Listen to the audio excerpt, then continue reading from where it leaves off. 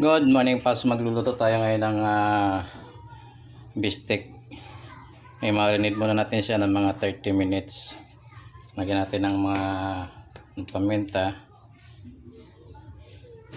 Tapos toyo.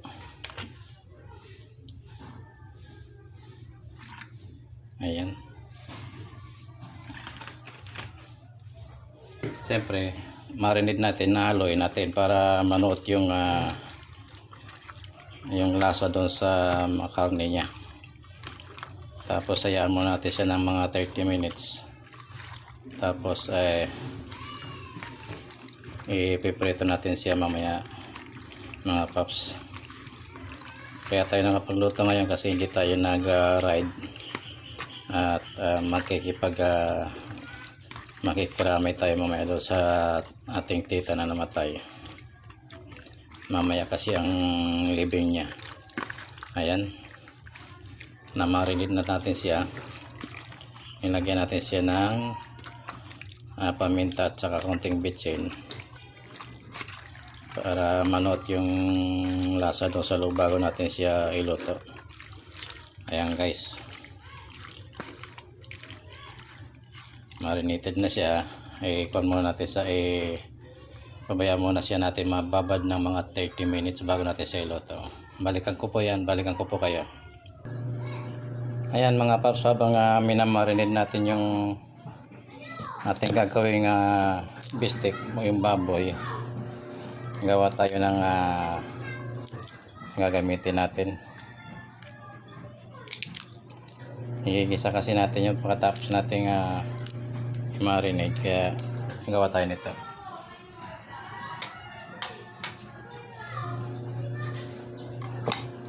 Gawa tayo ng kaunting bawang panggisa mamaya.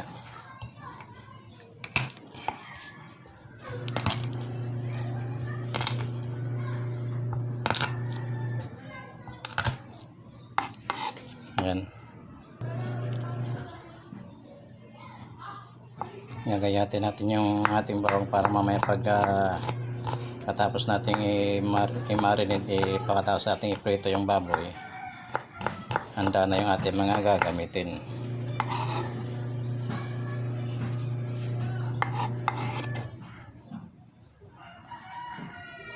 Tapos sibuyas.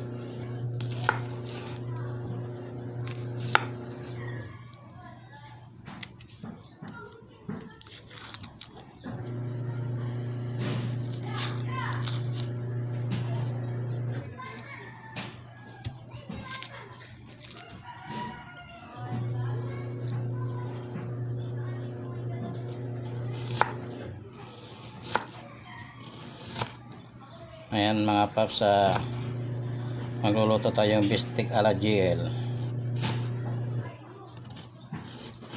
Homemade bistek po ito para pang ulam natin mamaya.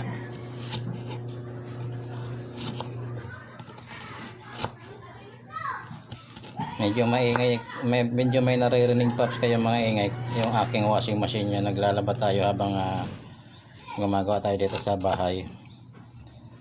Ayan, lagay natin dito.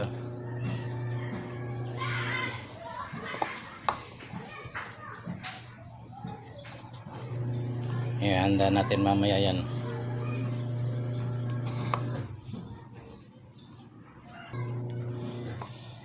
Ayan mga paps, ito ay gagawin natin pang toppings mamaya pag malapit na siya maluto. Ilalagay natin itong sibuyas na itong toppings para nakahanda na siya, kasi multitask tayo ngayon. Hindi tayo nag-rides ngayon kasi meron tayong pupuntahan mamaya, importante yan. Ayan guys, handa. Siyempre hindi maluluto yung ating steak pag wala tayong kalamansi. Mas masarap kasi guys pag kalamansi ilalagay natin o kaya lemon.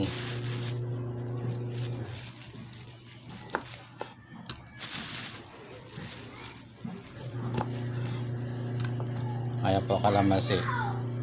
Marami tayong ilalagay niya para meron tayong sauce. Paborito kasi ito ng mga anak ko. Yung gagamitin mo kalamansi doon sa bistek. pork bistek po ito. Baboy po kasi kaya pork bistek. Masarap din po ito masarap din po yung beef. Kaya lang wala tayong budget para makabili tayo ng baka. Dito lang tayo sa medyo mura-mura ng kaunti.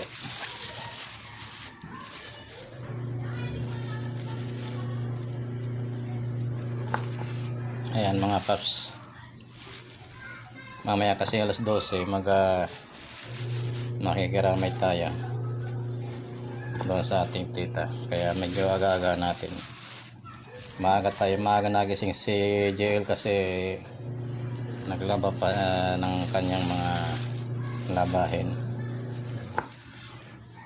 Ayan mga paps.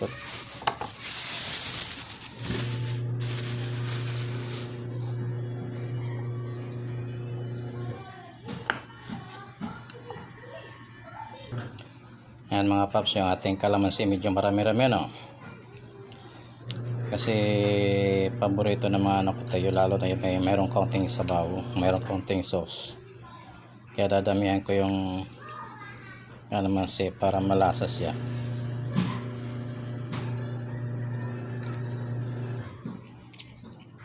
Mahapdi sa daliri mga paps kasi may sugat tayo.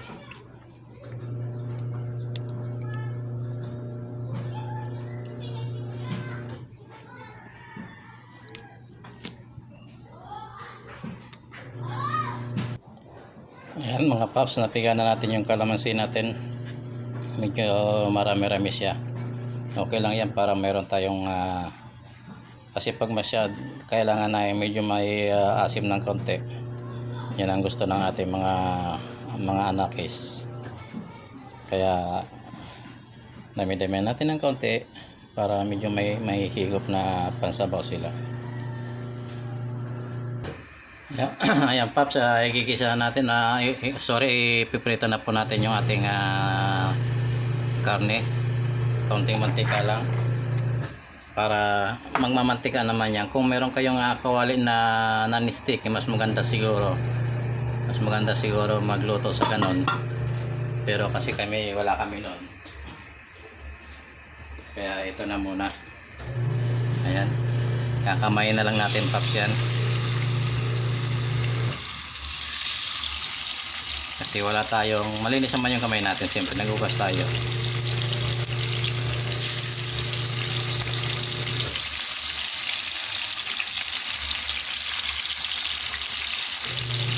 Maganda kasi mga JL kung ang gagamitin natin sa papiprito yung kawali na non-stick kasi magmamantika naman yan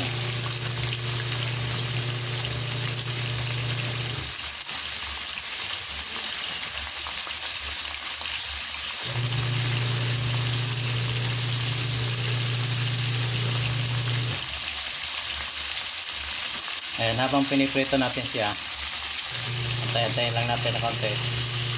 Ayan, paps, kung may mga naririnig kayong ugong yan yung ating washing machine, naglalaba rin tayo habang nagluluto. Multitask tayo, kailangan para mabilis matapos yung mga trabaho sa bahay. Medyo mabilis lang to guys kasi malakas yung apoy natin yung kalan na ginagamit kasi natin, yung maliit yung super kalan, hindi natin masyado makontrol. Hindi kaya yung isang kalan natin na kontrolado natin yung apoy.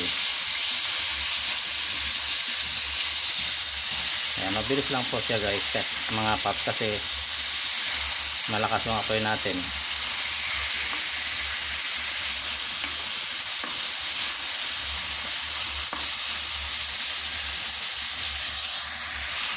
Kasi pag mga paps, kasi pag minarinate natin yung karne, yung pork natin, hindi magtitilamsik yung pag piniprito natin ng ganito. Hindi kaya nung hindi, kasi titilampik talaga siya, pumuputok-putok guys pero ito pag ganito hindi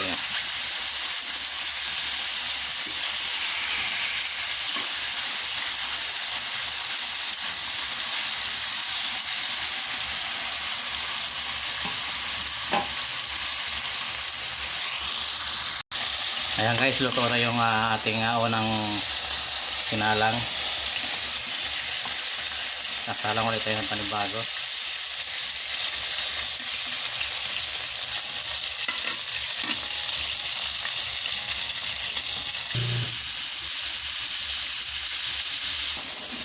Ayan guys, tatapos na tayo sa pag-piprito ng pork.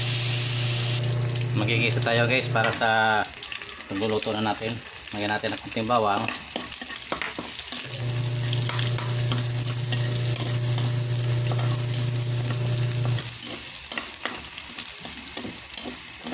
Tapos sibuyas.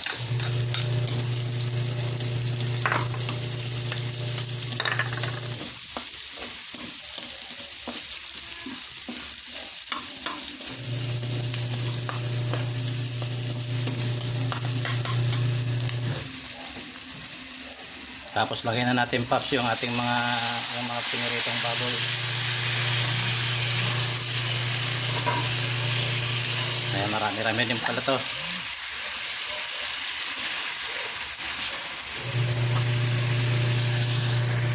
Tapos ilagay na natin yung ating pinagbabaran para pakulan natin. Ayan. Tapos dagdagan natin ng tubig para palambutin natin ng gusto yung ating baboy. Ayan. Ayan, pagkaubos niyan, kasi 1 kilo to dadamihan natin ng tubig para mapalambot ng maayos. Ayan. Kaya muna natin siyang kumulo kahit naabutin siya ng 1 oras dyan. Siyempre para mapabilis ang pagkulo niya, lagyan natin ng takip. Ayan, takpan natin siya. Balikan natin yan mga 15 minutes para tingnan natin kung kumukulo na. Ayan guys, medyo nabawasan na yung kaunting sabaw. Mga 30 minutes pa para maluto siya. Intay-intay lang po at malapit na. Ayan guys, ilagay natin yung ating pampaasim, pampalasa, pampasarap, kalamansi. Tapos takpan na uli natin guys para maluto yung ating kalamansi. Ayan. After 30 minutes, 15 minutes, buksan uli natin. Ayan guys, malapit na siyang maluto. Ilagay na natin yung ating sibuyas.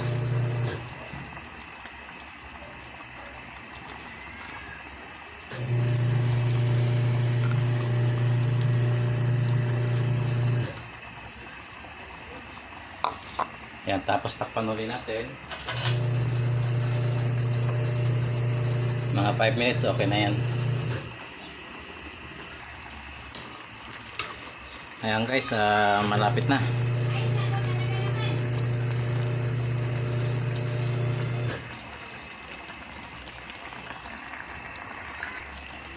Ayan guys, luto na siya.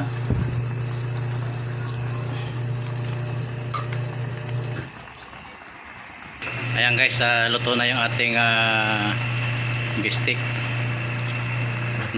Pork bistik, luto na siya. Ready to eat na po tayo sa tanghalian. Ayan, habang naglalaban nakapag multitask na tayo. Maraming salamat guys sa mga subscriber natin na patuloy na sumusuporta, at sa lahat po ng OFW, isang magandang hapon, isang magandang umaga at magandang gabi po sa inyo lahat. Bye bye po, subscribe po kayo sa akin channel. Maraming salamat po.